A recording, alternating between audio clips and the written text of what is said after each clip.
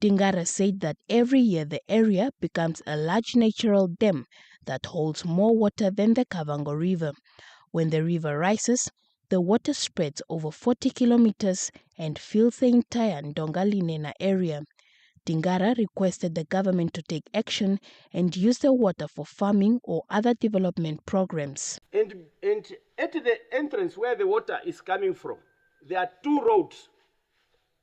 The old one, which was a gravel road, and the new one, which is the tar road. I was saying, during that time when the water goes 40 kilometers, the people alongside Ndongalinena, the water is close to them. And when the river goes down, the whole water comes and the whole Muramba is dry.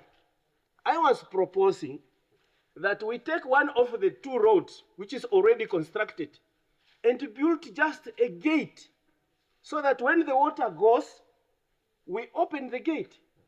And when the water wants to go back, we close the gate so that the water remains to the people for 40 kilometers.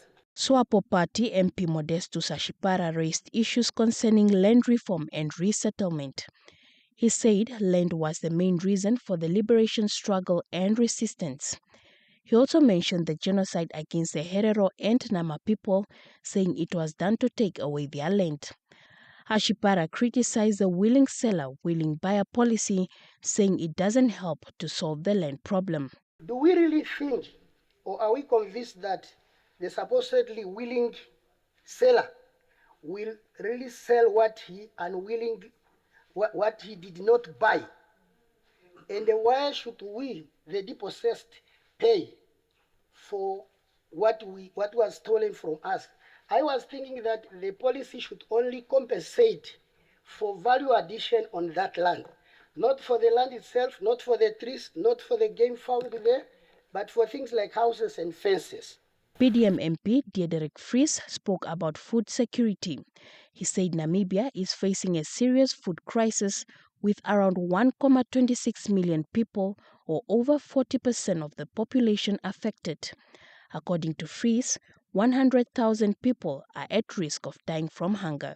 He called on the government to act quickly to help those in need. This alarming situation is based on the 2024 assessment conducted by the World Food Programme. I therefore ask, what specific milestones have been set to assess Namibia's progress towards national food self-sufficiency, and how will this budget allocation support these milestones? UDF MP Henry Gaubaeb said resettled farmers need more support. Gaubaeb urged the government to stop giving loans and instead support farmers with grants to help them succeed after resettlement. IPC MP Michael Mulunga said the country's green schemes, which were meant to support farming, are now in poor condition. He blamed mismanagement and political interference for this state of affairs. Therefore, he said the government now needs a lot of money to fix them and bring them back to full operation. PDM MP McHenry Vanani said the Ministry of Agriculture does not have proper irrigation policy, adding that his dream is to see Namibia turn half of its desert into a green area to grow food.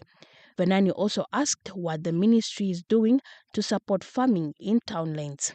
He also criticized the government's quarantine system for livestock, saying it stops farmers in the north from selling meat across the red line, claiming that the facilities are mismanaged and are hurting local farmers.